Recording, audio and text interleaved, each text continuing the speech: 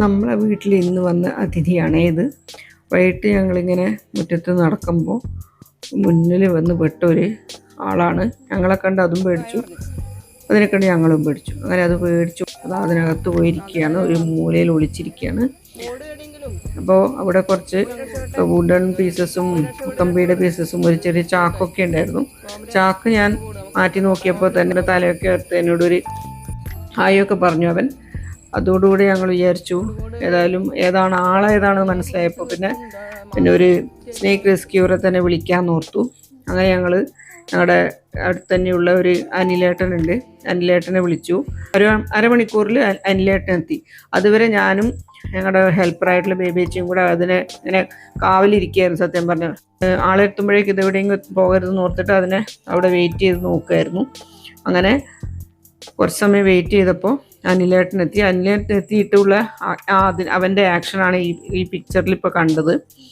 പിന്നെ അതിലുള്ള സാധനങ്ങളൊക്കെ അനിലേട്ടനെത്തി സാധനങ്ങളൊക്കെ മാറ്റുമ്പോഴേക്ക് അവൻ്റെ ഭാവമൊക്കെ മാറി. അതുവരെ പതുങ്ങിയിരുന്ന അവൻ ശരിക്കും അവൻ്റെ ശൗര്യം കാണിച്ചു.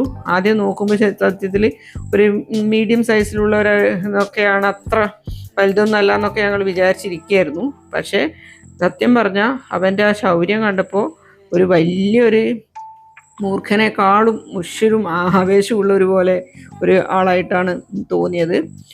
ഏതായാലും ഒന്ന് ഓടി രക്ഷപ്പെടാനൊക്കെ അവൻ ശ്രമിച്ചു, എങ്കിലും വളരെ അതിവിദഗ്ധമായിട്ട് നമ്മുടെ അനിലേട്ടൻ അവന് ട്രാപ്പൊക്കെ ഒരുക്കി വളരെ ഭംഗിയായിട്ട് തന്നെ അവനെ അതിലേക്ക് കയറ്റി എടുത്ത് കൊണ്ടുപോയി.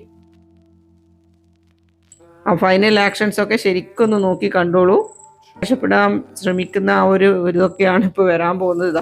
അങ്ങോട്ടും ഇങ്ങോട്ടൊക്കെ തലചരിച്ച് അവൻ നന്നായിട്ടൊന്ന് ഞങ്ങളെയൊക്കെ ഒന്ന് പേടിപ്പിക്കാൻ ശ്രമിക്കുകയാണ്. നോക്കിയേ, അവൻ്റെ ശൗര്യം കണ്ട് ഭയങ്കരമായിട്ട് ചീറ്റുന്നുണ്ടായിരുന്നു. പിന്നെ അതിനിടയിൽ ഭയങ്കരമായിട്ട് വേറെ എന്തൊക്കെയോ ഇൻസെക്ട്സിൻ്റെ ഒക്കെ സൗണ്ട് ഉണ്ടായിരുന്നു, എങ്കിലും അവൻ്റെ ഹിസ്സിങ് സൗണ്ട് നന്നായിട്ട് കേൾക്കാമായിരുന്നു. നോക്കിയേ, മൂർഖൻ്റെ ആ മാർക്കൊക്കെ നല്ല കൃത്യമായിട്ട് കാണുന്നുണ്ട്.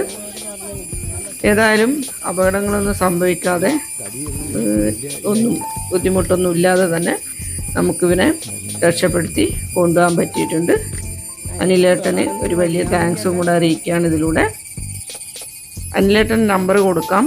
ആർക്കെങ്കിലും തളിപ്പറമ്പ് സൈഡിൽ പാമ്പുകൾ ഇതുപോലെ വീട്ടിനകത്തോ പുറത്തോ, മഴക്കാലമൊക്കെ ആണല്ലോ, ഈ സമയത്തൊക്കെയാണ് ഇവർ കൂടുതൽ ഉണ്ടാവുക.